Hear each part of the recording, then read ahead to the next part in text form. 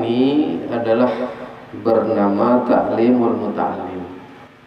Ta'limul Muta'allim ini di semua pesantren, di semua sekolah agama yang ahlu sunnah wal jamaah itu insya Allah semua membaca kitab ini. Bismillahirrahmanirrahim. Alhamdulillahilladzi faddala bani Adam bil ilmi wal amal ala jami'il alim. Wassalatu ala Muhammadin sayyidil arabi wal ajam wa ala alihi wa ashabihi ya nabi'il ulumi wal hikam. Segala puji bagi Allah yang telah memberikan keunggulan melebihi semesta alam dengan ilmu dan amal. Jadi ilmu dan amal itu adalah anugerah Allah Subhanahu wa ta'ala, bukan dari kita. Jadi kalau kita berusaha, tapi kalau tidak digerakkan oleh Allah, tidak ada daya dan upaya dari Allah, maka kita tidak bisa menjadi orang yang berilmu. Kalau kita tak bisa menjadi orang yang berilmu, lebih-lebih lagi macam mana mengamalkan ilmu?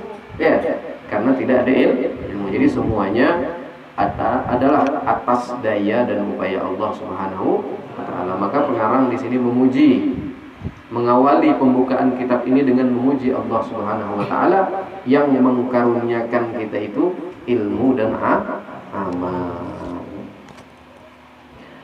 Kemudian rahmat dan ta'zim semoga terlimpah kepada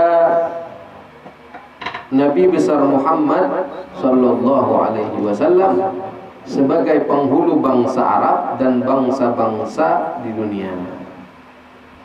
Sayyidil Arabi wal Ajam, penghulu orang-orang Arab dan orang-orang Ajam, itu orang kita nih, di luar daripada orang Arab. Jadi Nabi itu orang Arab asli. Nabi itu, ya.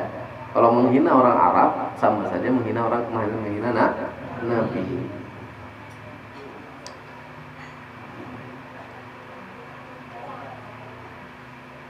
Juga atas keluarganya Nabi Sallallahu Alaihi Wasallam, kepada keluarga Nabi Sallallahu Alaihi Wasallam. Nah, kalau kita ahli sunnah wal jamaah itu cinta kepada keluarga Nabi. Siapa keluarga Nabi?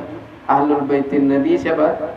Itu mereka keturunannya para Nabi Sallallahu Alaihi Wasallam, para habaib mereka. Nah, kita juga mengirimkan sholawat kepada mereka, para keturunannya atau keluarganya Nabi besar Muhammad Sallallahu Alaihi Wasallam. Dan juga wa ashabihi, dan sahabat-sahabatnya Nabi. Nah, sahabatnya Nabi juga kita kirimi. Itu beda kita dengan orang Syiah. Kalau orang Syiah dia cuma mengakui adanya keturunan Nabi, tapi sahabat Nabi dikafir-kafirkannya. Tidak terima dengan sahabat Nabi. Ya. Siapa? Abu Bakar Siddiq tidak terima dia. Umar bin Khattab tidak terima dia. Utsman bin Affan tidak terima dia. Kalau Sayyidina Ali karamallahu wajhah terima dia. Malah itu imam mereka. Kita ahli sunnah wal jamaah cinta kepada Nabi, kepada keluarganya Nabi, dan juga cinta kepada sahabat-sahabatnya Nabi Sallallahu Alaihi Wasallam. Jadi kita tidak milih-milih, tidak. Kalau cinta kepada ahlul bait Nabi, keluarga Nabi, tapi tidak cinta kepada sahabatnya, tidak mengakui dengan sahabatnya Nabi Sallallahu Alaihi Wasallam, maka termasuk ke Syiah orang ini. Kalau cinta kepada sahabat Nabi, mengakui sahabat Nabi, tapi tidak mengakui adanya keturunan Nabi, ada juga gitu, ada. Tidak mengakui adanya keturunan Nabi sampai sekarang. Habib itu tidak mengakui dia. Ada Habib tuh, habis dah. Nah, ini termasuk orang Wahabi. Wahabi namanya, Salafi, yang jidatnya hitam-hitam. Udah pernah nengok enggak? Jidatnya hitam-hitam, celananya cingkrang di atas. Nah, itu. Anti maulid, maulid bid'ah, tahlilan bid'ah. Ini mereka tidak mengakui dengan adanya keturunan atau keluarganya Nabi. Kita ahli sunnah wal jamaah berada di tengah-tengah, mengakui adanya sahabat Nabi, mengakui adanya keluarganya Nabi Sallallahu Alaihi Wasallam. Nah itu, ya, penting tuh. Ustadz, apa bedanya ahli sunnah wal jamaah dengan Syiah? Bedanya kalau Syiah, dia mengakui adanya keturunan Nabi tapi tidak mengakui ada sahabat Nabi. Apa bedanya kita dengan Wahabi, Salafi?